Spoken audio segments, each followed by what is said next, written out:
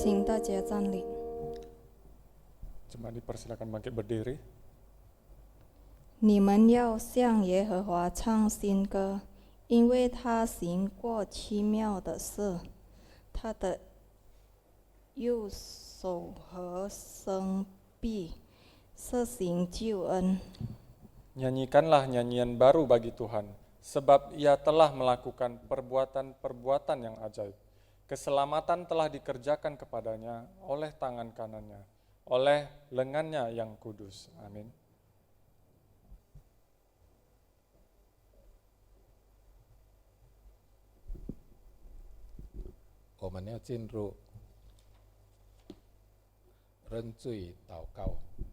Kita mau masuk di dalam doa pengakuan dosa. 请听上帝的话，从箴言17章第9节。自焉人过的，寻求仁爱；那迟跳错的，力捐密友。Siapa menutupi pelanggaran, mengejar kasih, tetapi siapa membangkit-bangkit perkara, menceraikan sahabat yang karib. Mari kita berdoa.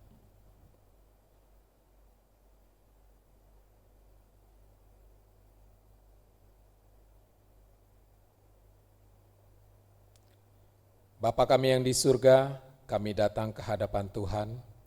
Kami mau mohon kepada Tuhan, kiranya Tuhan mengampuni segala dosa kesalahan yang telah kami lakukan, agar kami boleh layak di hadapan Tuhan untuk memuji dan menyembah kepada Tuhan.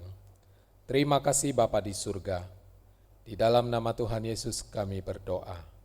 Amin.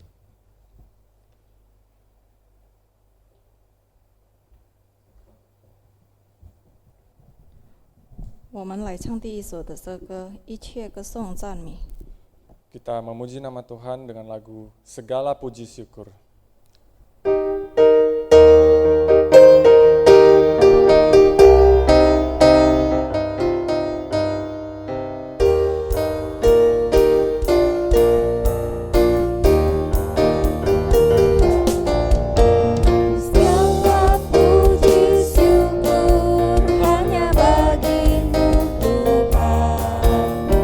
Sebab Kau yang layak dipuja.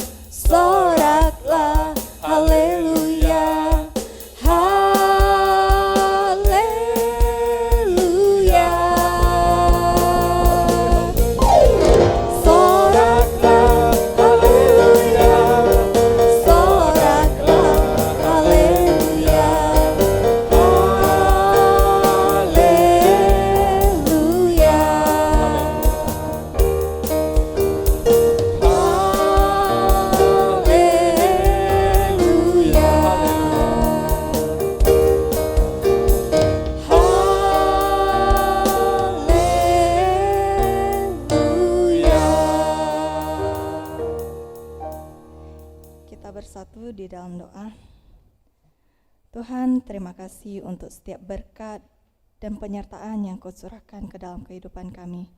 Terima kasih untuk kesempatan yang Kau berikan sehingga kami boleh berkumpul bersama dengan keluarga kami di rumah masing-masing untuk melaksanakan ibadah kepada Engkau, Tuhan. Engkau yang memberkati dan menjamah setiap hati yang mengikuti ibadah pada hari ini, Tuhan. Engkau yang melembutkan setiap hati untuk boleh menerima firman-Mu. Tuhan, ibadah kami pada hari ini kami serahkan ke dalam tangan-Mu. Biarlah Engkau yang memimpin dari awal pertengahan hingga akhir. Agar ibadah ini boleh berjalan seturut dengan kehendak-Mu saja. Terima kasih Tuhan, hanya itu doa kami yang kami panjatkan melalui nama anak-Mu Yesus Kristus, Tuhan kami yang hidup. Haleluya. Amin.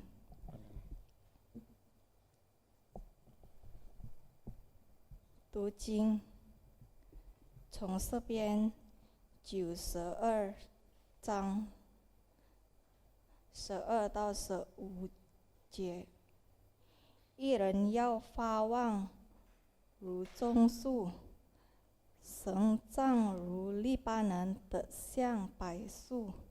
他们在耶和华的殿中发旺，在我们神的院里。他们年老的时候，仍要结果子，要满了这奖而常发青，好显明耶和华是正者的。他是我的磐石，在他毫无不义。 Pembacaan Alkitab dari Mazmur 92 ayat 13 sampai 16. Orang benar akan bertunas seperti pohon korma, akan tumbuh subur seperti pohon aras di Libanon. Mereka yang ditanam di bait Tuhan akan bertunas di pelataran Allah kita. Pada masa tua pun mereka masih berbuah, menjadi gemuk dan segar, untuk memberitakan bahwa Tuhan itu benar, bahwa Ia gunung batuku dan tidak ada kecurangan padanya. Amin. 请坐，我们来唱第2首的诗歌。 Dipersilakan duduk, kita menyanyikan lagu nomor 2.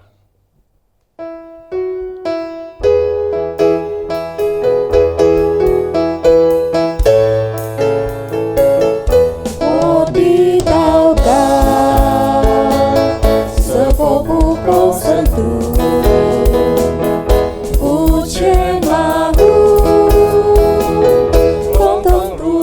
空气，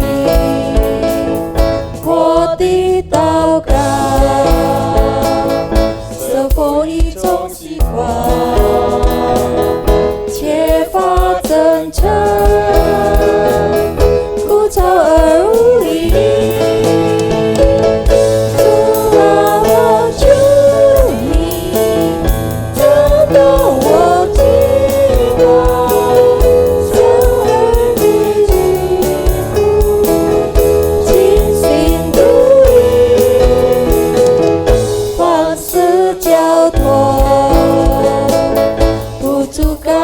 祈祷，愿我祷告合出你的心意。我的祷告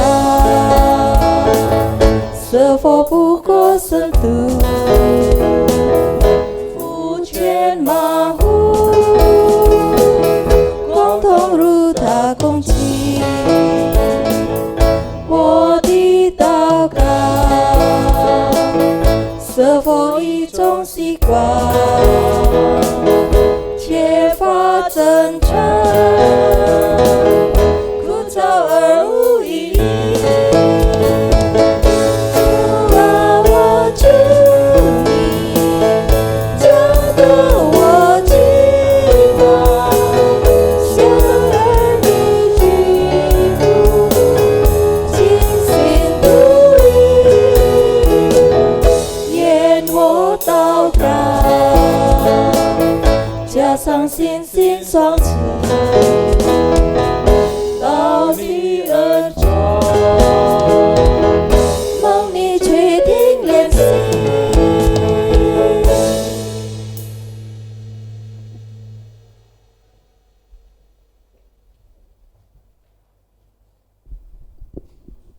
进入公道.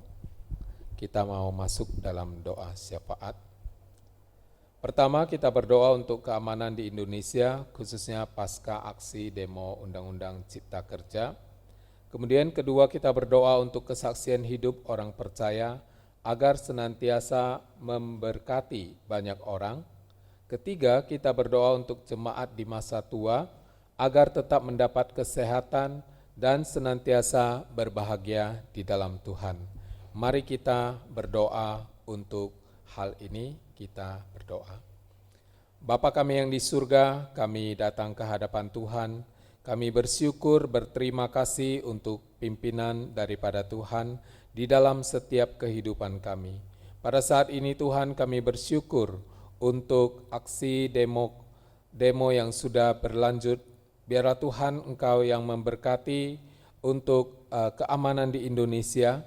Biarlah setelah aksi demo Undang-Undang Cipta Karya, biarlah Tuhan Engkau yang menolong, Engkau yang memberkati, sehingga warga Indonesia lebih berhati-hati dalam kehidupan mereka, secara khusus dalam mendengarkan berita-berita yang mereka terima.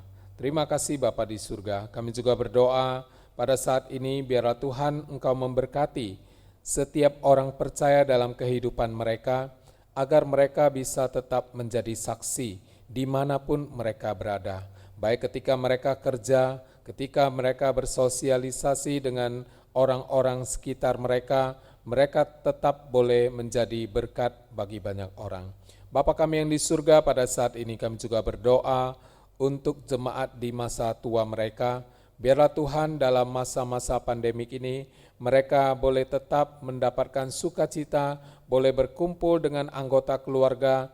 Tuhan, Engkau yang memberkati mereka. Engkau berikan kekuatan kesehatan kepada mereka. Terima kasih Bapa kami yang di surga. Kami mau serahkan doa syafaat kami ini ke dalam tangan Tuhan. Di dalam nama Tuhan Yesus kami berdoa. Amin.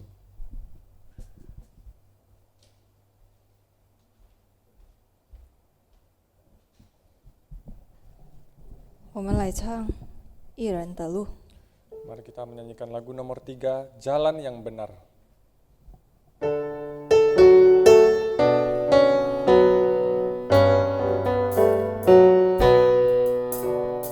Percaya pada Tuhan, jangan anggap diri pintar.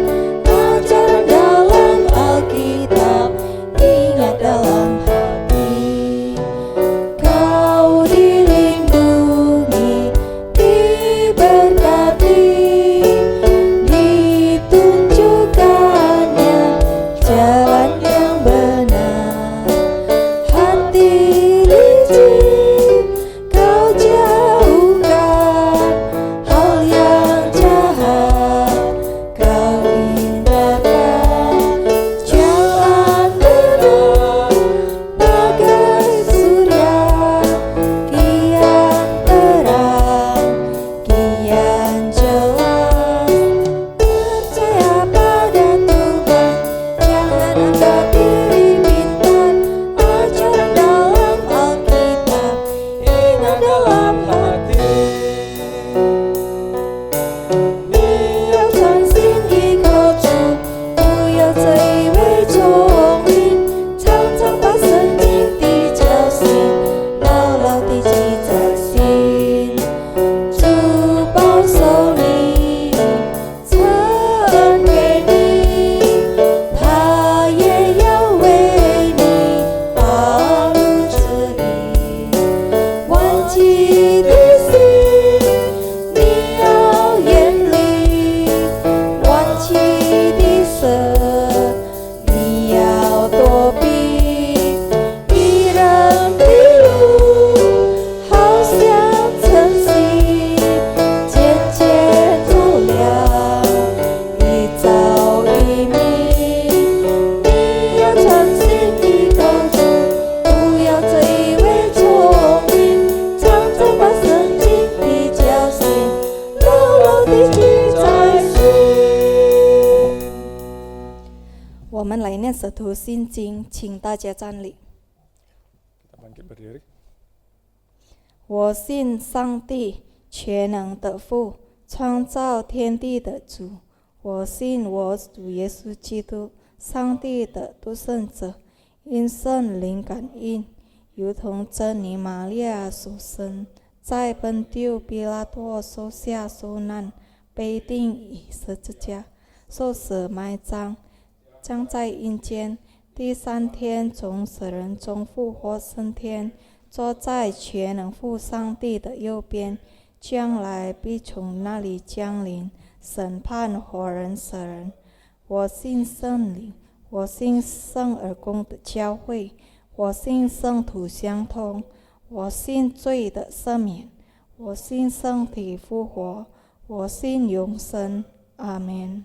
Pengakuan iman rasuli, aku percaya kepada Allah, Bapa yang Maha Kuasa, Khalik langit dan bumi, dan kepada Yesus Kristus, anaknya yang tunggal, Tuhan kita, yang dikandung daripada Roh Kudus, lahir dari anak darah Maria, yang menderita sengsara di bawah pemerintahan Pontius Pilatus, mati dan dikuburkan, turun ke dalam kerajaan maut, ketiga bangkit pula dari antara orang mati, naik ke surga, duduk di sebelah kanan Allah, Bapa yang Maha Kuasa, dan dari sana ia akan datang untuk menghakimi orang yang hidup dan yang mati. Aku percaya kepada Roh Kudus, gereja yang kudus dan am, persekutuan orang kudus, pengampunan dosa, kebangkitan orang mati, dan hidup yang kekal. Amin. 起应经文，你们要赞美耶和华，要称谢耶和华，因他本为善，他的慈爱永远长存。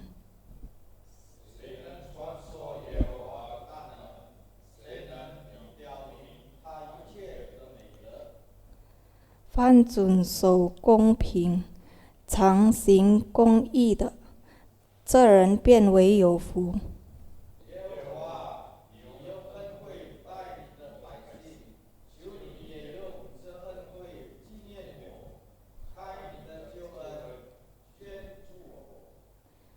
设我见你选民的福，乐你国民的乐，因你的产业一同夸耀。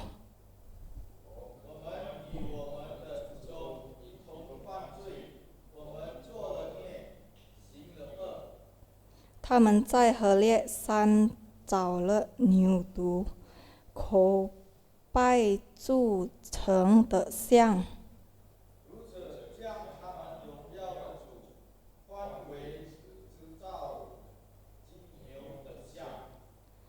忘了神他们的救主，他曾在埃及行大事，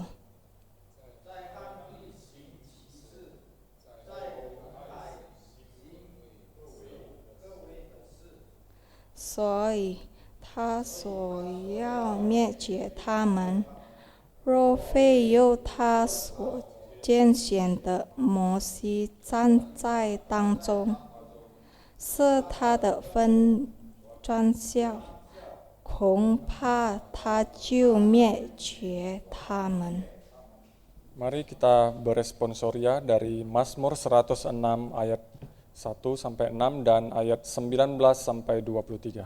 Haleluya, bersyukurlah kepada Tuhan, sebab Ia baik, bahwasanya untuk selama-lamanya kasih setianya. Siapakah yang dapat memberitahukan keperkasaan Tuhan, mendengarkan segala pujian kepadanya? Berbahagialah orang-orang yang berpegang pada hukum, yang melakukan keadilan di segala waktu. Ingatlah aku ya Tuhan, demi kemurahan terhadap umat-Mu. Perhatikanlah aku demi keselamatan daripadamu. Supaya aku melihat kebaikan pada orang-orang pilihan-Mu, supaya aku bersukacita dalam sukacita umat-Mu, dan supaya aku bermegah bersama-sama milik-Mu sendiri. Kami dan nenek moyang kami telah berbuat dosa, kami telah bersalah, telah berbuat fasik. Mereka membuat anak lembu di Horeb dan sujud menyembah kepada patung tuangan. Mereka menukar kemuliaan mereka dengan bangunan sapi jantan yang makan rumput. Mereka melupakan Allah yang telah menyelamatkan mereka, yang telah melakukan hal-hal yang besar di Mesir. Perbuatan-perbuatan ajaib di tanah Ham, perbuatan-perbuatan dahsyat di tepi laut Teberau. bersama. Maka ia mengatakan hendak memusnahkan mereka, kalau Musa, orang pilihannya, tidak mengetengahi di hadapannya untuk menyurutkan amarahnya, sehingga ia tidak memusnahkan mereka. Amin.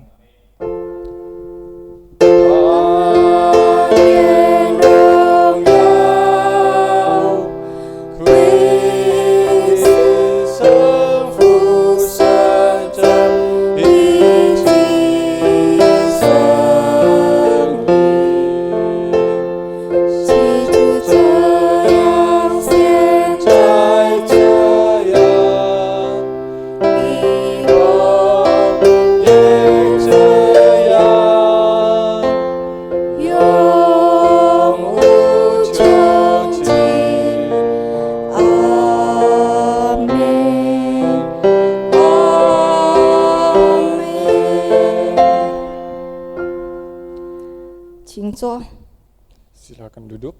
我们来唱第4首的诗歌，求你话充满我。 Sebelum mendengarkan firman, kita menyanyikan lagu nomor 4, Penuhiku dengan firman-Mu.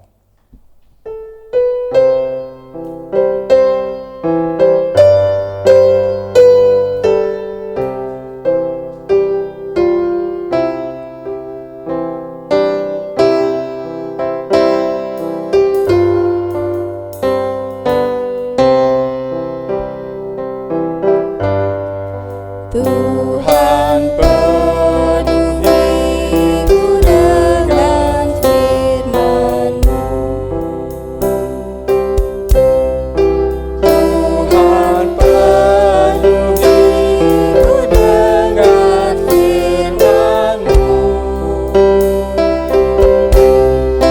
Hidupku bagai bejana ku bawa ke sungai-Mu.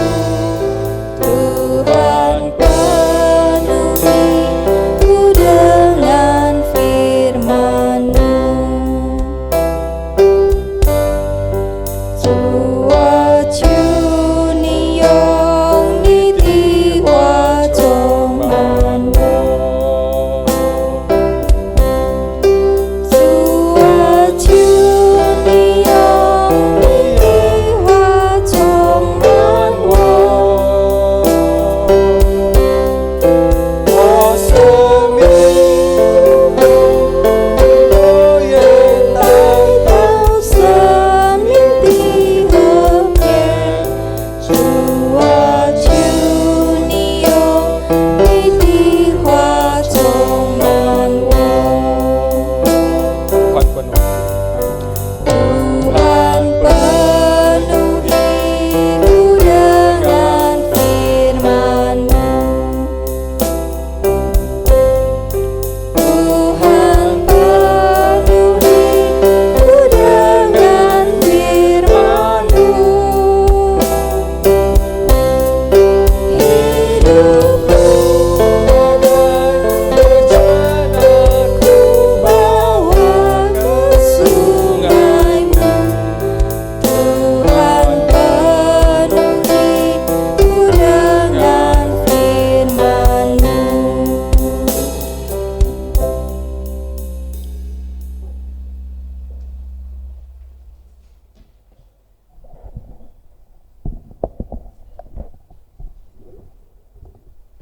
Shalom dan selamat pagi jemaat yang dikasihi Tuhan. Sungguh kita bersyukur, berterima kasih kepada Tuhan yang masih memberikan kepada kita kesempatan yang baik untuk kita bisa beribadah pada hari ini. Dan kita akan mendengarkan firman Tuhan. Sebelum kita mendengarkan firman Tuhan, mari kita bersatu di dalam doa. Tuhan, kami terus memohon supaya hidup kami dipenuhi dengan firman Tuhan.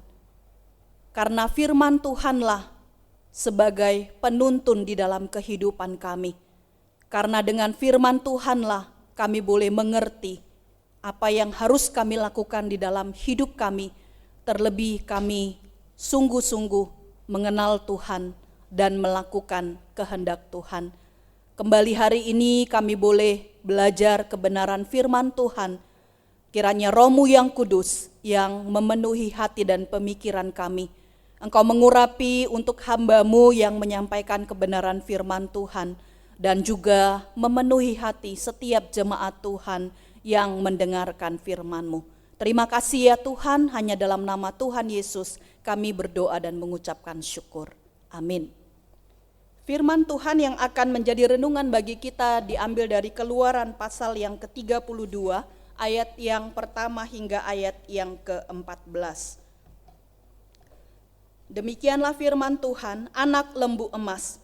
Ketika bangsa itu melihat bahwa Musa mengundur-undurkan turun dari gunung itu, maka berkumpullah mereka mengerumuni Harun dan berkata kepadanya, "Mari, buatlah untuk kami Allah yang akan berjalan di depan kami, sebab Musa ini orang yang telah memimpin kami keluar dari tanah Mesir. Kami tidak tahu apa yang telah terjadi dengan dia." Lalu berkatalah Harun kepada mereka, "Tanggalkanlah anting-anting emas yang ada pada telinga istrimu, anakmu laki-laki dan perempuan, dan bawalah semuanya kepadaku." Lalu seluruh bangsa itu menanggalkan anting-anting emas yang ada pada telinga mereka dan membawanya kepada Harun. Diterimanya itu dari tangan mereka, dibentuknya dengan pahat, dan dibuatnyalah daripadanya anak lembu tuangan. Kemudian berkatalah mereka, "Hai Israel, inilah Allahmu yang telah menuntun engkau keluar dari tanah Mesir." Ketika Harun melihat itu, didirikannya mezbah di depan anak lembu itu. Berserulah Harun, katanya, "Besok hari raya bagi Tuhan." Dan keesokan harinya pagi-pagi, maka mereka mempersembahkan korban bakaran dan korban keselamatan. Sesudah itu duduklah bangsa itu untuk makan dan minum. Kemudian bangunlah mereka dan bersukaria. Berfirmanlah Tuhan kepada Musa, "Pergilah, turunlah, sebab bangsamu yang kau pimpin keluar dari tanah Mesir telah rusak lakunya. Segera juga mereka menyimpang dari jalan yang kuperintahkan kepada mereka. Mereka telah membuat anak lembu tuangan dan kepadanya mereka sujud menyembah dan mempersembahkan korban sambil berkata, 'Hai Israel, inilah Allahmu yang telah menuntun engkau keluar dari tanah Mesir.' Lagi firman Tuhan kepada Musa, 'Telah kulihat bangsa ini dan sesungguhnya mereka adalah suatu bangsa yang tegar tengkuk. Oleh sebab itu biarkanlah aku supaya murkaku bangkit terhadap mereka dan aku akan membinasakan mereka, tetapi engkau akan kubuat menjadi bangsa yang besar.' Lalu Musa mencoba melunakkan hati Tuhan Allahnya dengan berkata, 'Mengapakah Tuhan murkamu bangkit terhadap umatmu yang telah kau bawa keluar dari tanah Mesir dengan kekuatan yang besar dan dengan tangan yang kuat? Mengapakah orang Mesir akan berkata, Dia membawa mereka keluar dengan maksud menimpakan malapetaka kepada mereka dan membunuh mereka di gunung dan membinasakannya dari muka bumi. Berbaliklah dari murkamu yang bernyala-nyala itu dan menyesallah karena malapetaka yang hendak kau datangkan kepada umatmu. Ingatlah kepada Abraham, Ishak dan Israel, hamba-hambamu itu, sebab kepada mereka engkau telah bersumpah demi dirimu sendiri dengan berfirman kepada mereka, aku akan membuat keturunanmu sebanyak bintang di langit dan seluruh negeri yang telah kujanjikan ini akan kuberikan kepada keturunanmu supaya dimilikinya untuk selama-lamanya. Dan menyesallah Tuhan karena malapetaka yang dirancangkannya atas umatnya." Jemaat yang dikasihi Tuhan, hari ini tema renungan kita adalah menyembah Allah yang benar. Nah, ada satu cerita, satu keluarga, seorang bapak yang mengalami sakit yang cukup lama. Nah, karena sakit yang cukup lama, keluarga sudah mendoakan bapak tersebut. Kemudian teman-teman gereja juga selalu mendoakan bapak tersebut. Namun ternyata penyakit dari bapak tersebut tidak kunjung sembuh. Bahkan penyakitnya semakin hari bertambah parah. Hingga suatu waktu tetangga dari bapak tersebut, dia memberitahukan kepada bapak tersebut. Dia katakan, "Saya kenal dengan seorang yang sangat pintar mengobati orang sakit. Kalau Bapak mau coba, Bapak bisa pergi ke sana dan saya bisa mengantarkan ke sana. Dan ternyata pikir ketika melihat kondisi fisik, penyakit yang tidak kunjung sembuh, dan kemudian mereka sudah keluar uang cukup banyak untuk berobat dan tidak mendapatkan hasil, mereka kemudian mencoba apa yang diusulkan dari tetangga tersebut. Nah, ketika bapak tersebut dibawa kepada orang pintar tersebut, dan ketika dia minum ramuan yang sudah dijampi-jampi oleh bapak tersebut, ternyata beberapa waktu kemudian bapak tersebut sembuh. Nah, jemaat yang dikasihi Tuhan, setelah bapak itu sembuh, kemudian pada hari Minggu bapak itu pergi ke gereja. Ketika dia ke gereja, dia berkata kepada pendeta, dia katakan, "Bapak pendeta, saya mau bersaksi. Berikanlah waktu kepada saya bersaksi bagaimana Tuhan sudah menyembuhkan saya." Nah, Bapak Ibu, singkat cerita, kemudian bapak itu juga diberikan waktu untuk bersaksi bagaimana dia mengatakan Tuhan sudah menyembuhkan dia. Dan kemudian dia juga memberikan ucapan syukur ke gereja, ya, sebagai rasa syukurnya bahwa dia sudah sembuh. Nah, pertanyaan bagi kita adalah, Bapak Ibu yang dikasihi Tuhan, apakah tindakan yang dilakukan oleh bapak tersebut adalah benar? Ya, mungkin orang yang tidak tahu ketika mendengarkan kesaksian bapak tersebut merasa begitu kagum, dan banyak orang mungkin mengatakan, "Oh, Tuhan itu luar biasa, dia sudah menyembuhkan bapak tersebut." Atau juga bahkan jemaat juga mungkin mengatakan, "Kita sudah mendoakan dan berkat dukungan doa kita bapak bisa sembuh." Tapi siapa yang tahu, selain dia benar-benar percaya kepada Tuhan, tapi dia juga percaya mencari kepada kekuatan-kekuatan yang lain. Nah, jemaat yang dikasih dalam nama Tuhan, kita melihat apa yang dilakukan keluarga tersebut. Nah, seolah-olah kita melihat bagaimana kelihatan mereka memuji, memuliakan Tuhan, tapi sebenarnya mereka juga mengandalkan kuasa-kuasa lain di dalam kehidupan kita. Nah, mungkin itu satu dari sekian banyak kisah atau cerita yang kadang juga terjadi dan berlaku di sekitar kita. Sebenarnya Bapak Ibu jemaat yang dikasihi Tuhan, sikap yang demikian itu adalah penyembahan yang salah sasaran dan itu tidak berkenan kepada Allah.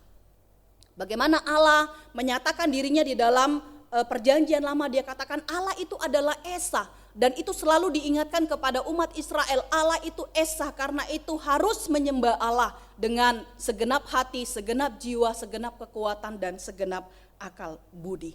Nah, karena itu Bapak Ibu jemaat yang dikasihi Tuhan, bagaimana kita bisa menyembah Allah yang benar? Bagaimana sungguh-sungguh kita menyembah Dia di dalam kebenaran, karena dikatakan Allah itu roh. Barang siapa menyembah Dia harus menyembahnya di dalam roh dan kebenaran. Untuk kita bisa mengenal Allah, menyembah Allah dengan benar, maka yang paling penting adalah kita harus mengenal Allah itu dengan sungguh-sungguh. Bapak Ibu jemaat yang dikasih dalam nama Tuhan, namun masalahnya adalah seseorang yang sudah lama menjadi orang percaya, menjadi orang Kristen, tidak menjamin orang tersebut benar-benar mengenal Allah. Seorang yang rajin, setia datang beribadah juga tidak menjamin orang tersebut benar-benar mengenal Allah kalau mereka tidak mau sungguh-sungguh belajar untuk mengenal Allah. Kalau iman mereka itu hanyalah iman yang ikut-ikutan, atau iman mereka itu adalah iman yang bergantung kepada seseorang atau hanya bergantung kepada hamba Tuhan, dan mereka tidak benar-benar menggantungkan kehidupan mereka kepada Tuhan. Nah, Bapak Ibu jemaat yang dikasih di dalam nama Tuhan, inilah yang terjadi dengan bangsa Israel. Nah, kita melihat bagaimana bangsa Israel meskipun mereka sudah begitu lama hidup bersama dengan Tuhan, bagaimana mereka mengalami mujizat, melihat mujizat yang terjadi di dalam kehidupan mereka.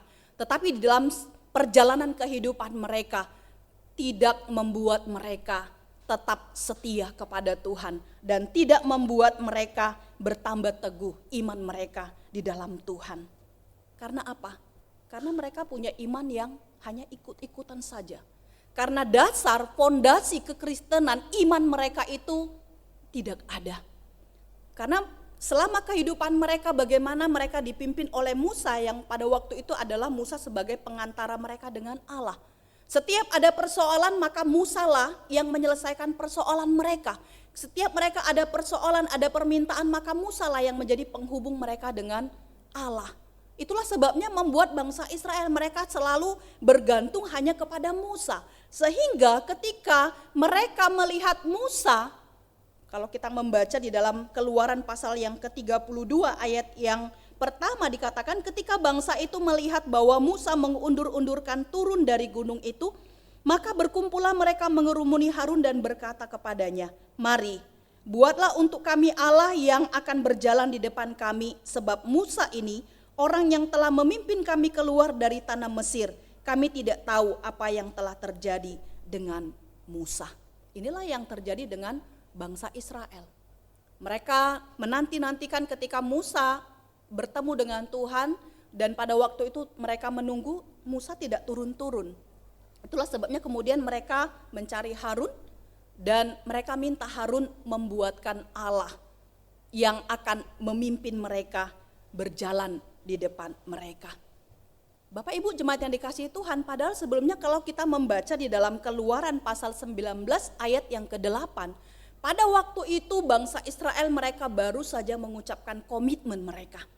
Saya akan bacakan di dalam Keluaran pasal 19 ayat yang ke-8.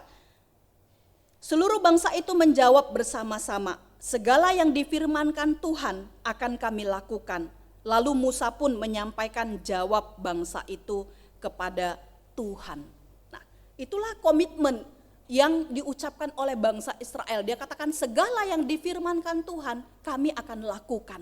Tetapi kalau kita membaca kemudian di dalam ayat yang ke-32, kita melihat bagaimana komitmen itu sendiri dilanggar oleh bangsa Israel. Padahal kalau kita melihat jarak waktu ketika mereka mengucapkan komitmen itu dengan di dalam Keluaran pasal 32 itu bukanlah satu masa yang lama. Tetapi mereka begitu cepat melupakan apa yang sudah mereka komitmenkan di hadapan Tuhan. Mereka menunggu Musa begitu lama tidak turun-turun. Mereka berpikir Musa waktu itu sudah cukup tua. Jangan-jangan ketika Musa bertemu dengan Tuhan dia mengalami kematian. Karena apa? Karena memang Alkitab mencatat orang yang bertemu dengan Tuhan akan mengalami kebinasaan. Bangsa Israel berpikir jangan-jangan Musa juga ketika bertemu dengan Tuhan dia mengalami kematian. Kalau Musa mati, siapa yang akan memimpin mereka? Bagaimana dengan kondisi mereka? Itulah kekhawatiran yang dialami oleh bangsa Israel. Karena memang permintaan bangsa Israel ini sebenarnya adalah sesuatu hal yang kalau dipikir itu sesuatu hal yang wajar. Yang tadi saya katakan karena apa? Karena Musa lah sebagai perantara mereka untuk berbicara dengan Allah. Setiap ada masalah, ada hal apapun, maka Musa lah yang menjadi penghubung antara bangsa Israel dengan Allah. Itulah sebabnya ketika mereka berpikir kalau Musa tidak turun-turun dan tidak ada orang yang memimpin mereka, maka mereka membutuhkan Allah yang bisa mereka lihat. Nah Bapak Ibu jemaat yang dikasihi Tuhan, bangsa Israel lupa bahwa sebenarnya selama ini, baik itu ketika mereka masih ada di Mesir atau ketika mereka ada di padang gurun, Allah selalu menyertai mereka. Bukti penyertaan Allah itu adalah tiang awan dan tiang api yang selalu menuntun mereka. Dan ketika mengatakan berhenti, mereka berhenti. Itu adalah bukti penyertaan Allah. Tetapi bangsa Israel tidak menyadari hal itu. Nah Bapak Ibu jemaat yang dikasih dalam nama Tuhan, sebenarnya apa yang diminta oleh bangsa Israel kepada Harun? Dibuatkan Allah yang kelihatan. Itu merupakan apa yang mereka dapatkan ketika mereka ada di Mesir. Bagaimana ketika mereka di Mesir mereka melihat dewa-dewa orang Mesir itu adalah dalam bentuk patung-patung dan juga ada dalam bentuk hewan. Itulah sebabnya ketika mereka melihat Musa tidak turun-turun, mereka mengatakan kepada Harun, buatkanlah kepada kami Allah yang kelihatan. Padahal di dalam Keluaran pasal 20 dengan jelas diperintahkan, dikatakan jangan ada padamu Allah lain di hadapanku. Jangan membuat bagimu patung yang menyerupai apapun dan jangan sujud menyembah atau beribadah kepada mereka. Tapi kita melihat Ini adalah peringatan yang diberikan Tuhan supaya bangsa Israel tidak membuat patung apapun untuk menggantikan Allah. Tetapi justru di Keluaran pasal 32 ini mereka melanggar hukum Allah. Nah, jemaat yang dikasih dalam nama Tuhan, ketika bangsa Israel meminta Harun untuk membuat anak lembu emas, sebenarnya ini menunjukkan dua hal. Yang pertama, yang ditunjukkan di sini adalah bagaimana bangsa Israel menghina Allah. Dengan mereka meminta Harun membuat anak lembu emas, sebenarnya di sana bagaimana mereka mau menggantikan Allah yang maha, artinya adalah Allah maha kuasa, maha pencipta dan maha segalanya, digantikan dengan ilah yang terbatas. Allah yang tidak terbatas digantikan dengan Allah yang terbatas. Kemudian bagaimana mereka menggantikan Allah yang hidup dengan Allah yang mati, dengan ilah yang mati. Kemudian bagaimana mereka menggantikan pencipta, Allah yang adalah pencipta, mereka mau gantikan dengan sesuatu yang diciptakan oleh manusia. Dan bagaimana mereka menggantikan Allah yang sebenarnya tidak bisa terlukiskan. Bagaimana mereka memvisualisasikan Allah dalam bentuk anak lembu emas. Nah, inilah yang pertama, bagaimana sebenarnya yang mereka lakukan itu mereka merendahkan Allah. Mereka membandingkan Allah dengan buatan manusia, hasil ciptaan manusia. Kemudian yang kedua adalah bagaimana ketika mereka membuat anak lembu emas itu, menyatakan bahwa mereka tidak yakin atau mereka tidak percaya dengan penyertaan daripada Tuhan. Nah, jemaat yang dikasih dalam nama Tuhan, ketika bangsa Israel meminta Harun untuk membuat ilah lain, kita melihat bagaimana kemudian Harun menyanggupi untuk membuat anak lembu emas itu. Dan pada waktu itu kemudian Harun mengatakan, kalian harus menanggalkan anting-anting kalian. Nah, dari mana bangsa Israel ini mendapatkan emas? Kalau kita membaca Alkitab, di sana dikatakan Alkitab memberitahukan bahwa ketika bangsa Israel ada di Mesir dan pada waktu itu bagaimana Tuhan menulahi anak-anak Mesir sehingga kemudian anak sulung Mesir itu semua mengalami kematian dan pada waktu itu kemudian mereka mengizinkan bangsa Israel keluar. Nah, pada waktu itulah orang Mesir juga memberikan emas mereka kepada bangsa Israel. Ya, artinya mereka bermurah hati memberikan apa yang mereka punya, emas mereka kepada bangsa Israel. Tapi kemudian kita melihat bagaimana ketika Tuhan memberikan kepada mereka sesuatu yang berharga, emas, sebenarnya sesuatu yang diberikan Allah berharga itu dipakai untuk memuliakan Allah. Tapi kemudian apa yang diberikan Allah, yaitu emas-emas yang diberikan kepada bangsa Israel itu dipakai untuk melawan Allah. Bagaimana dengan emas yang mereka punya? Harun menyuruh mereka mengambil anting-anting dan kemudian membuat anak lembu emas, dan apa yang mereka punya itu tidak memuliakan Allah. Nah, Bapak Ibu jemaat yang dikasihi Tuhan, harta, kekayaan itu tidak salah. Ya, ketika seseorang punya harta, ketika seseorang punya uang yang banyak, itu tidak salah. Tetapi yang salah adalah ketika harta atau kekayaan itu disalahgunakan, maka itu akan menjadi sesuatu yang berbahaya. Ini yang terjadi dengan bangsa Israel. Bagaimana mereka menyalahgunakan apa yang Tuhan sudah berikan kepada mereka. Dan ketika Harun setelah membuat anak lembu emas itu kemudian dia berikan kepada bangsa Israel. Dan dia berkata, hai Israel, inilah Allahmu yang sudah menuntun engkau keluar dari tanah Mesir. Di dalam ayat yang ke-14. Nah, Bapak Ibu jemaat yang dikasihi Tuhan, sebenarnya apa yang dikatakan oleh Harun kepada bangsa Israel ini adalah sesuatu yang salah. Sebenarnya yang membawa mereka keluar dari Mesir itu bukanlah apa yang diperbuat oleh Harun, tetapi jelas yang sudah membawa mereka keluar dari Mesir itu adalah Allah Israel, Allah pencipta langit dan bumi. Tapi ketika bangsa Israel mendapatkan anak lembu emas yang dibuat oleh Harun, dikatakan mereka begitu bersuka cita. Pagi-pagi benar dikatakan mereka sudah ada di sana, mereka mempersembahkan korban bakaran dan korban keselamatan. Lalu mereka duduk makan dan minum menyatakan bahwa mereka itu berpesta, bersukaria, dan kemudian mereka bersukaria.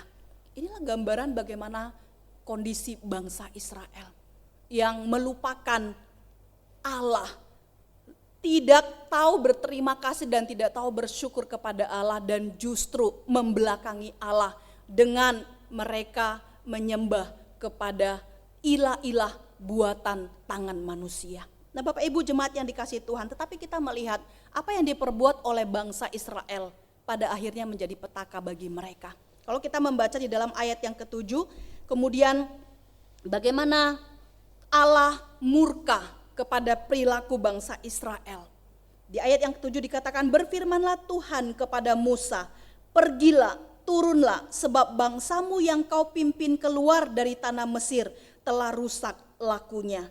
Dan kemudian di ayat 9 dikatakan, lagi firman Tuhan kepada Musa, telah kulihat bangsa ini dan sesungguhnya mereka adalah suatu bangsa yang tegar tengkuk. Nah, Bapak Ibu jemaat yang dikasihi Tuhan, kalau kita membaca apa yang dikatakan Tuhan ini sebenarnya sesuatu hal mengungkapkan kemarahan Tuhan kepada umat Israel.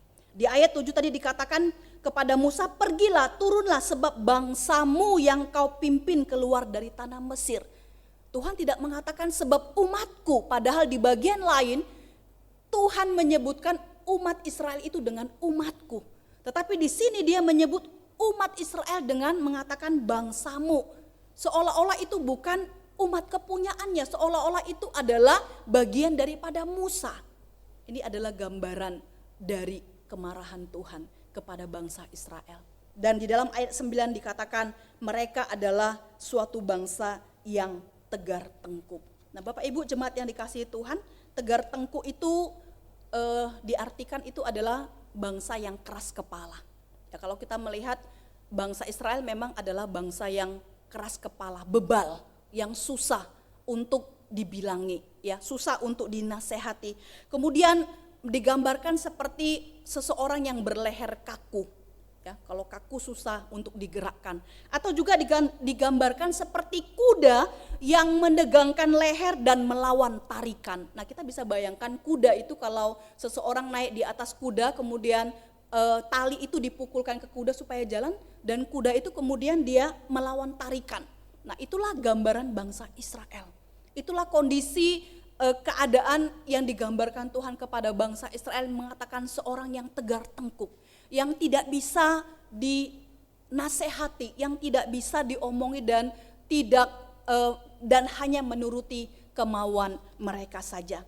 Dan kemudian di dalam ayat yang ke-10, oleh sebab itu biarkanlah aku supaya murkaku bangkit terhadap mereka dan aku akan membinasakan mereka, tetapi engkau akan kubuat menjadi bangsa yang besar. Nah, Bapak Ibu jemaat yang dikasihi Tuhan, kemarahan Tuhan bukan hanya mengatakan bangsa Israel itu bukan sebagai umat dan kemudian menyebut mereka sebagai bangsa yang tegar tengkuk, tetapi Tuhan mengatakan murkaku akan bangkit dan aku akan membinasakan mereka. Tetapi Tuhan akan menjadikan Musa sebagai bangsa yang besar. Nah, Bapak Ibu jemaat yang dikasihi Tuhan, disinilah kita melihat perbandingan antara Musa dengan bangsa Israel. Kalau bangsa Israel mereka tidak memiliki pengenalan yang sungguh kepada Tuhan. Fondasi dasar kepercayaan mereka itu sangat minim sekali. Ya, hubungan mereka dengan Tuhan.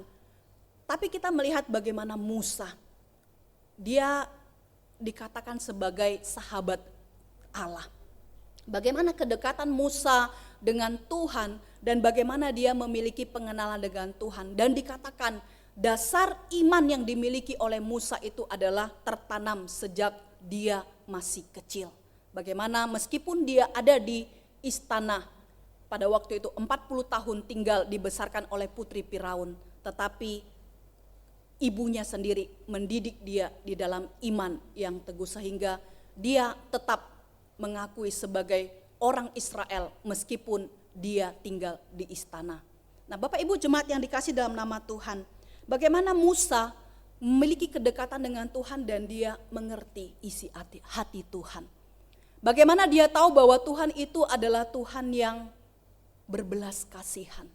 Bagaimana dia tahu bahwa Tuhan itu adalah Tuhan yang murah hati? Bagaimana dia tahu bahwa Tuhan itu adalah Tuhan yang tidak menginginkan umatnya mengalami kebinasaan, tetapi dia ingin umatnya itu mendapatkan keselamatan. Kalau kita membayangkan ya pada waktu itu, kalau kita sebagai Musa, ketika Tuhan mengatakan, Musa, aku akan membinasakan bangsa Israel. Nah, kita bisa bayangkan peristiwa sebelum-sebelumnya ketika Musa membawa bangsa Israel waktu di padang gurun tidak ada air, mereka bersungut-sungut, mereka mau membunuh Musa. Waktu mereka tidak ada makanan, mereka menyalahkan Musa. Seharusnya pada waktu itu ketika Tuhan mengatakan, aku akan membinasakan Israel, Musa bisa katakan, oke Tuhan, aku setuju. Kalau Musa adalah seorang yang hanya memikirkan diri sendiri. Karena apa? Tuhan berjanji akan membuat keturunan Musa, menjadikan dia sebagai bangsa yang besar. Kalau Musa hanya memikirkan diri sendiri. Tapi di sini kita melihat Musa, dia mengenal isi hati Tuhan. Dia memiliki kedekatan hati Tuhan.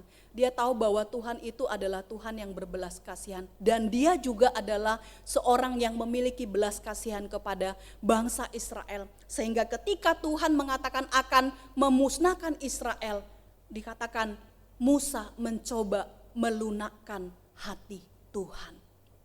Di ayat yang ke-11, lalu Musa mencoba melunakkan hati Tuhan Allahnya dengan berkata, mengapakah Tuhan murkamu bangkit terhadap umatmu yang telah kau bawa keluar dari tanah Mesir dengan kekuatan yang besar dan dengan tangan yang kuat. Di sini bagaimana Musa mencoba mengingatkan Tuhan.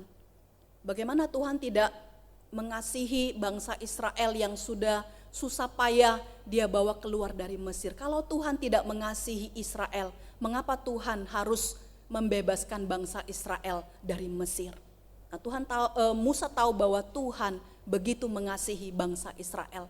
Dan juga Musa mengatakan kalau Tuhan membinasakan Israel, jangan-jangan orang Mesir akan berkata, dengan tujuan inikah Tuhan membebaskan bangsa Israel untuk membinasakan mereka. Artinya adalah kalau Tuhan membinasakan bangsa Israel, maka bangsa-bangsa yang tidak mengenal Allah, maka mereka akan mengatakan bahwa Tuhan itu adalah Tuhan yang tidak memiliki kasih kepada umatnya. Dan kemudian Musa juga mengatakan, ingatlah perjanjianmu kepada Abraham, Ishak dan Yakub. Nah, Bapak Ibu jemaat yang dikasih dalam nama Tuhan, kita melihat bagaimana apa yang diperbuat oleh Musa sebagai perantara antara umat dengan Tuhan. Tapi kita melihat di sini bahwa di ayat yang ke-14 dikatakan, dan menyesalah Tuhan karena malapetaka yang dirancangkannya atas umatnya. Kata menyesal ini bukan menyatakan bahwa Tuhan menyesal karena apa yang dikatakan oleh Musa. Bukan berarti karena Musa mengatakan seperti itu lalu Tuhan menyesal. Kata menyesal ini sebenarnya adalah kata yang diperlihatkan untuk gambaran kepada manusia. Karena apa? Karena Tuhan, dia tidak pernah melakukan sesuatu yang bertolak belakang dengan sifatnya. Jadi ketika dikatakan menyesallah Tuhan, bukan berarti Tuhan itu berubah dari Tuhan yang kejam, berubah menjadi Tuhan yang baik. Karena sifat Tuhan pada dasarnya dia adalah baik. Dan bagaimana ketika dikatakan Tuhan menyesal, ini menunjukkan kasih daripada Tuhan. Kasih setia Tuhan yang memang luar biasa diperlihatkan kepada umatnya. Dan ketika Musa memohon kepada Tuhan, ini artinya adalah Musa ingin Tuhan memberi kesempatan kepada Israel supaya mereka berubah. Nah, Bapak Ibu jemaat yang dikasih dalam nama Tuhan Yesus, dan kita melihat memang Allah memberikan kesempatan kepada bangsa Israel untuk berubah. Dan kalau kita membaca perikop ini secara lengkap, selanjutnya kita melihat bahwa pada akhirnya sebagian dari bangsa Israel mereka mendapatkan hukuman. Dikatakan ada 3.000 orang yang dibunuh karena ketidaksetiaan mereka kepada Allah. Tetapi ada sebagian lagi mendapatkan pengampunan daripada Tuhan. Di sini kita melihat kasih dan keadilan daripada Allah. Allah itu kasih sekaligus dia itu adalah Allah yang adil. Bagaimana Allah menunjukkan kasih, memberikan kesempatan kepada umatnya untuk bertobat dan berubah. Tapi keadilan Allah itu juga dinyatakan ketika manusia tidak menunjukkan respon kepada kasih daripada Allah. Nah, Bapak Ibu jemaat yang dikasih dalam nama Tuhan, kita melihat bangsa Israel, walaupun mereka menyaksikan begitu banyak mujizat di dalam kehidupan mereka sejak mereka masih menjadi budak di Mesir sampai mereka ada di padang gurun, tetapi kita melihat mereka tetap saja tidak setia dan tidak belajar untuk selalu bersandar kepada Tuhan. Mereka ingin sesuatu yang bisa dilihat. Mereka ingin menggantikan Allah dengan sesuatu, yaitu anak lembu emas yang mereka buat dengan tangan mereka sendiri. Nah, ini mengingatkan kepada kita Bapak Ibu jemaat yang dikasihi Tuhan. Ketika kita bergumul di dalam kehidupan kita, ketika kita tidak mendapatkan jawaban Allah di dalam waktu yang singkat, hendaklah kita tidak cepat-cepat berpaling daripada Allah. Lihat ke belakang, melihat bagaimana kebaikan-kebaikan Allah yang sudah Allah nyatakan di dalam kehidupan kita. Dan bercermin daripadanya, nantikanlah Tuhan dengan sabar. Ya, kalau kita melihat di dalam kondisi saat ini, bagaimana pandemik yang sudah hampir 1 tahun tidak kunjung selesai. Di sini juga mengingatkan kepada kita supaya kita tetap setia, menantikan jawaban daripada Tuhan dan tidak berpaling daripadanya. Kemudian yang kedua Bapak Ibu jemaat yang dikasihi Tuhan, kita juga harus punya dasar yang kuat supaya kita tidak mudah jatuh, kita tidak cepat berpaling daripada Tuhan. Iman kita janganlah iman yang hanya ikut-ikutan saja. Dan iman kita itu janganlah iman yang bergantung kepada seseorang atau bergantung kepada hamba Tuhan saja. Tapi bagaimana secara pribadi kita juga harus belajar sungguh-sungguh mengenal Tuhan. Oleh karena itu kita jangan malas untuk selalu membaca firman Tuhan, membaca buku-buku rohani. Bagaimana kita banyak sharing firman Tuhan ketika ada sesuatu hal yang kita tidak tahu, bagaimana kita bisa sharing satu dengan yang lainnya. Supaya apa? Supaya kita tidak mudah diombang-ambingkan dengan keadaan dunia, diombang-ambingkan dengan Allah-Allah lain. Banyak hal ketika kondisi tidak baik di sekitar kita, mungkin banyak tawaran-tawaran yang bisa menggoncangkan iman kita. Kalau kita tidak benar-benar memiliki pengenalan kita kepada Tuhan, bisa saja kita akan tergoda untuk mengikutinya. Yang ketiga Bapak Ibu yang dikasihi Tuhan, Allah kita itu adalah Allah yang panjang sabar. Kesabaran Allah tujuannya adalah supaya umat bisa memperbaiki diri.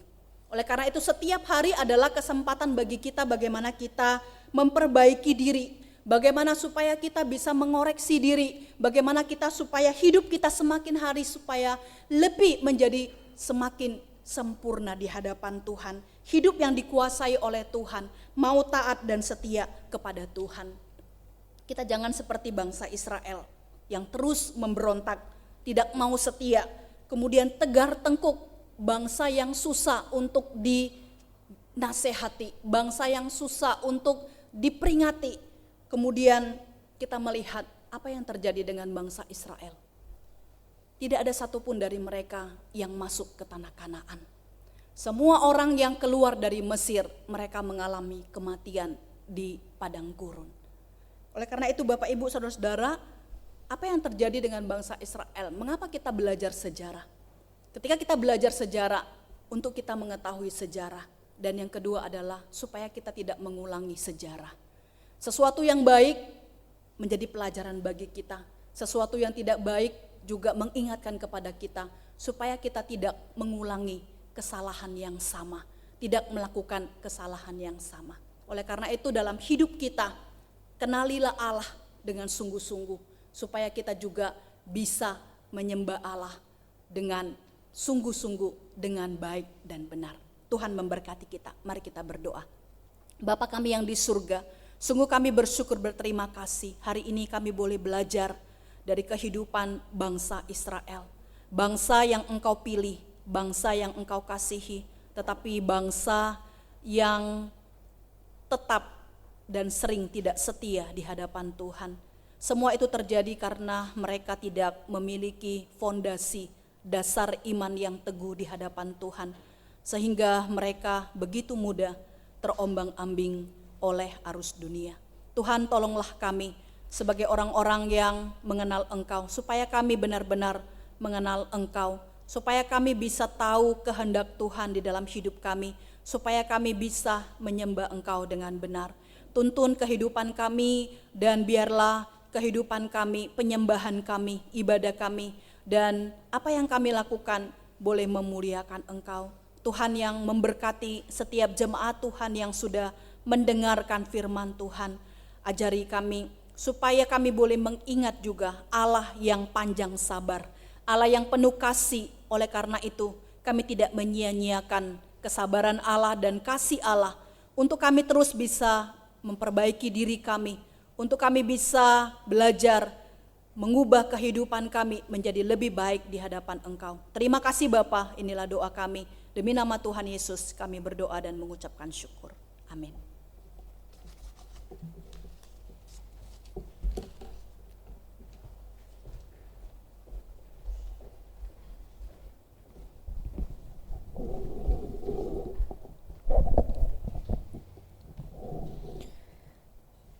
个人要随本性所做定的，不要做难，不要勉强，因为捐得了义的人是神所喜爱的。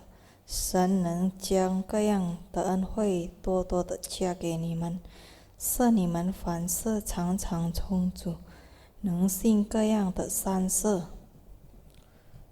Hendaklah masing-masing memberikan menurut kerelaan hatinya, jangan dengan sedih hati atau karena paksaan, sebab Allah mengasihi orang yang memberi dengan sukacita, dan Allah sanggup melimpahkan segala kasih karunia kepada kamu, supaya kamu senantiasa berkecukupan di dalam segala sesuatu dan malah berkelebihan di dalam pelbagai kebajikan. 2 Korintus 9 ayat 7-8. Amin.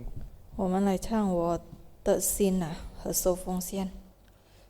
Mari kita mengumpulkan persembahan sambil menyanyikan lagu Hai Jiwaku.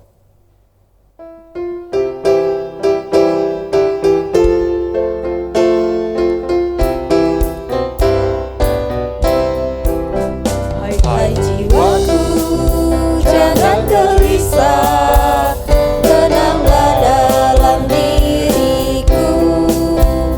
Hai jiwaku, berharaplah hanya kepada Allahku. Dia selalu menolongku, Dia selalu menghiburku, Dia terus memimpinku, Dialah sumber kekuatanku. Di sini你为何忧闷？为何在我里面烦躁？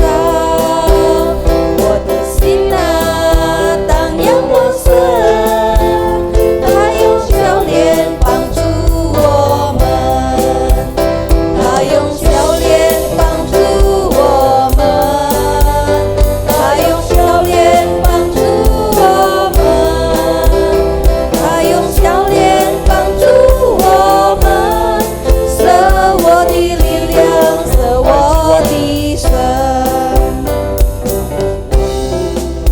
Jangan gelisah, tenanglah dalam diriku. Hai jiwaku, berharaplah hanya kepada Allahku.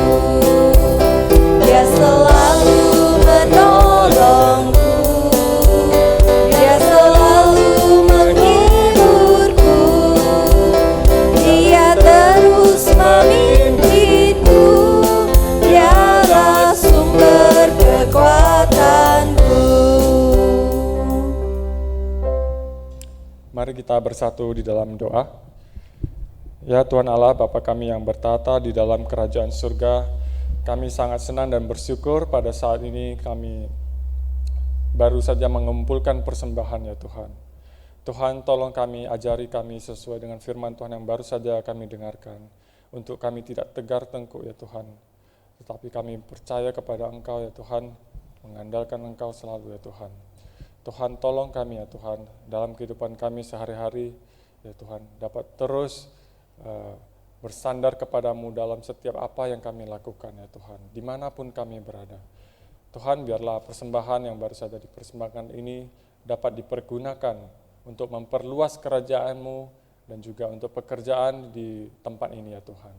Terima kasih ya Tuhan, kami mau sampaikan persembahan kami ini hanya di dalam nama-Mu Tuhan Yesus, Juru Selamat kami yang hidup. Amin.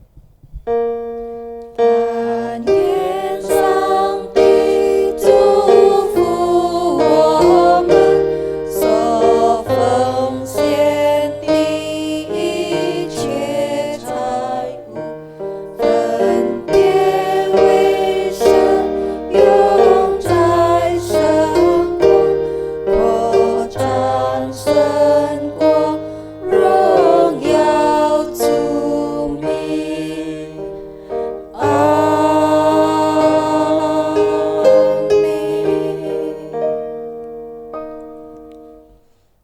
请大家站立，我们来唱第6首的这个劝。 Mari kita bangkit berdiri sebelum menutup ibadah kita, kita menyanyikan lagu ke-6, Nasihat.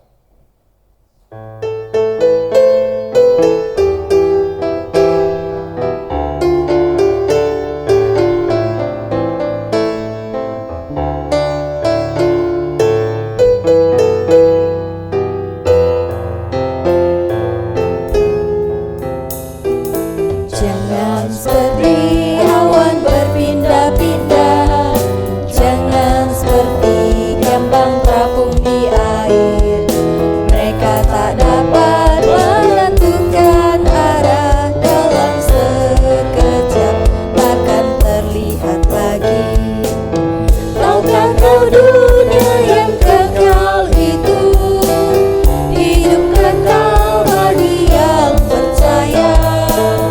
Hidup kita bukan awan yang timbul kebetulan.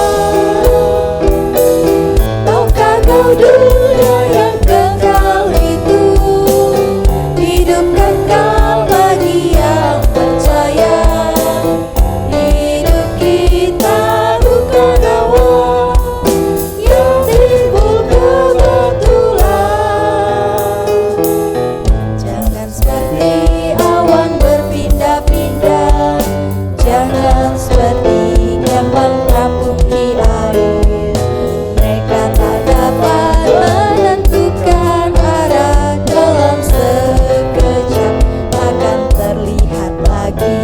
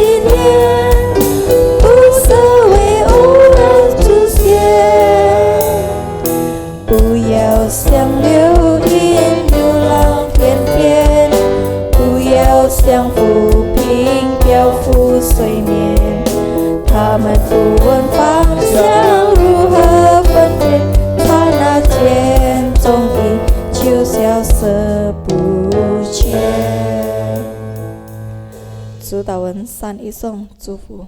Doa Bapa kami, doksologi dan berkat. Bapa kami yang di surga, dikuduskanlah namamu, datanglah kerajaanmu, jadilah kehendakmu di bumi seperti di surga. Berikanlah kami pada hari ini makanan kami yang secukupnya, dan ampunilah kami atas kesalahan kami, seperti kami juga mengampuni orang yang bersalah kepada kami. Dan janganlah membawa kami ke dalam percobaan, tetapi lepaskanlah kami daripada yang jahat. Karena Engkaulah yang mempunyai kerajaan dan kuasa dan kemuliaan sampai selama-lamanya. Amin. 这下万国万民，齐声赞美父子圣灵，三位一体，同荣同尊，万有者也，万福者本。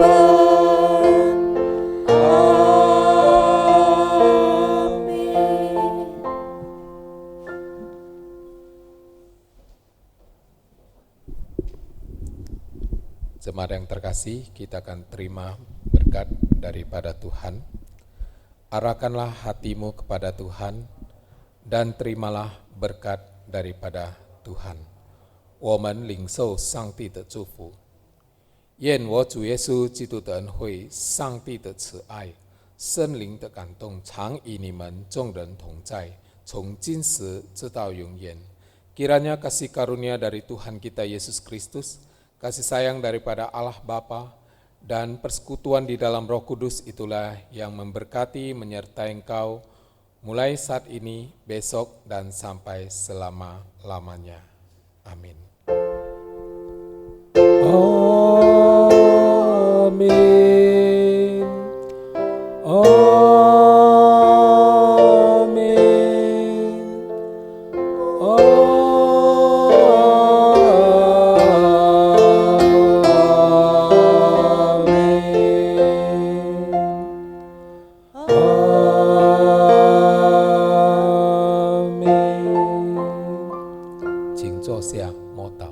Silakan duduk, doa teduh.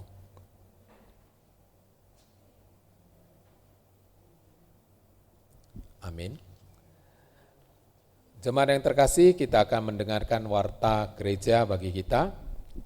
Pertama sekali hamba Tuhan dan majelis mengucapkan terima kasih untuk saudara-saudari yang sudah tetap setia mengikuti ibadah di rumah masing-masing. Ingat, tetap jaga jarak, jaga kesehatan, rajin mencuci tangan, dan juga selalu pakai masker. Tuhan Yesus memberkati.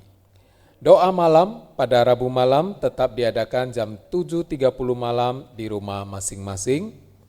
Kemudian yang ketiga, bagi kita yang ingin memberikan persembahan, kita tetap boleh membawanya atau mempersembahkannya lewat scan di barcode, ataupun kita boleh mentransfernya, atau kita juga boleh membawanya ke pastori untuk diteruskan kepada bendahara.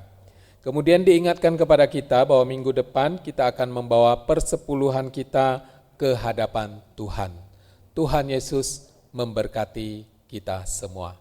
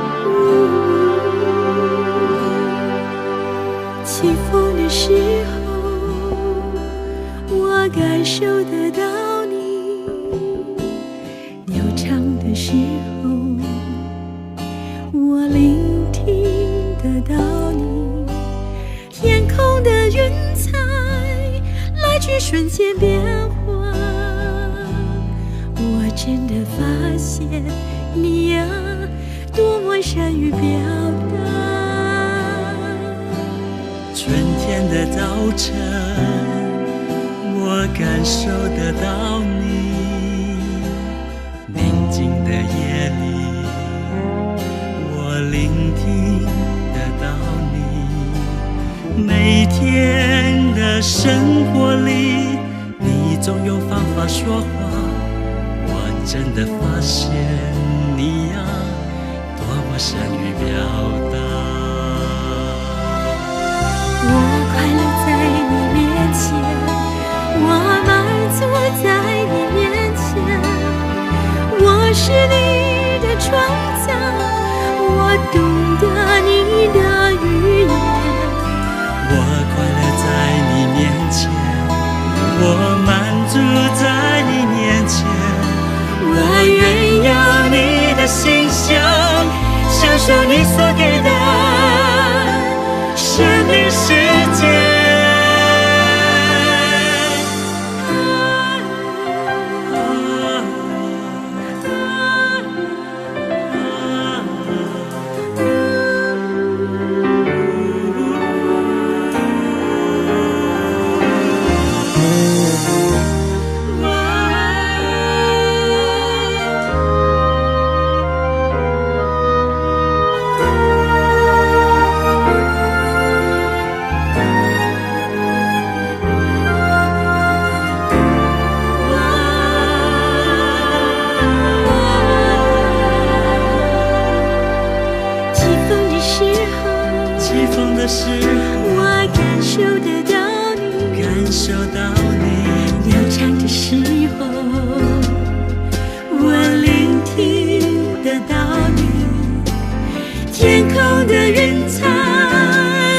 瞬间变化，瞬间变化，我真的发现你呀，多么善于表达，多么善于表达。春天的早晨，我感受得到你；宁静的夜里，我聆听得到你。每天的生活里，你总有方法说话，我真的发现你呀，多么善于表达。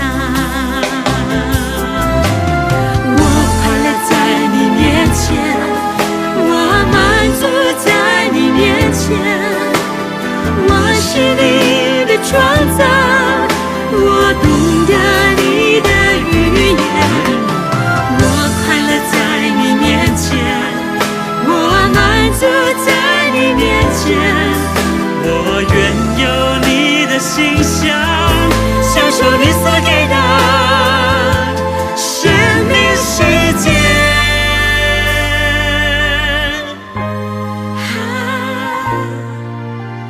春天的早晨，我感受得到你；宁静的夜里，我聆听得到你。每天的生活里，你总有方法说话，我真的发现你呀，多么善于表达。我真的发现你呀，多么善于表达。